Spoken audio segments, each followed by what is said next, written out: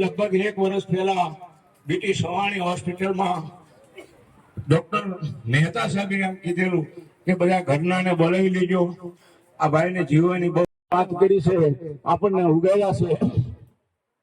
અનનાવડું જો લેસડે તેદી તું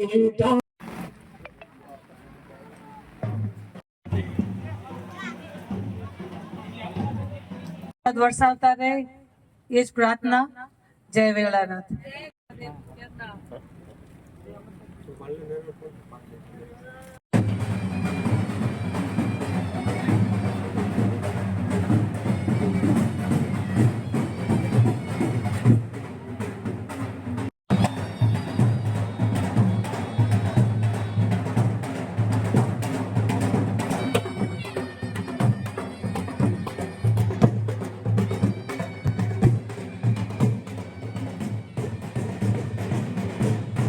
મારું નામ કાનજીભાઈ અમરસિંહભાઈ, ગામ ભાંભણ.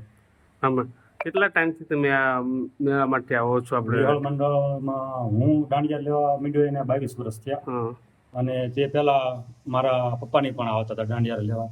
અને અમારું આ વિહળ મંડળ જે છે લગભગ 50 થી 60 વર્ષથી ભાંભણ ગામનું વિહળ મંડળ એક ધારું દર જન્માષ્ટમીના દિવસે પાળે પધારે છે.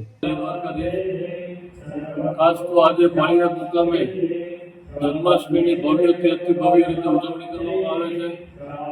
પરંપરાગત સવારથી જ આમ તો ખૂબ મોટી સંખ્યામાં યાત્રાળુ પાળિયાદના સેવકો 1650 ગામમાંથી આવે છે અને સાથે મળી અમારી જે ખાસ લગભગની જે રાસમંડળીઓ છે એ રાસમંડળી ગામગણથી આવે છે.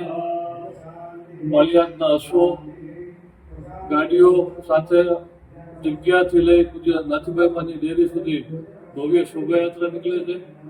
શોભાયાત્રા બાદ ત્યાં નાથીબાઈમાની ડેરીએ પૂજ્ય બાના હસ્તે ધ્વજારોહણ થાય છે અને વિવિધ કાર્યક્રમો જન્માષ્ટમીના દિવસે પણ યોજાય છે.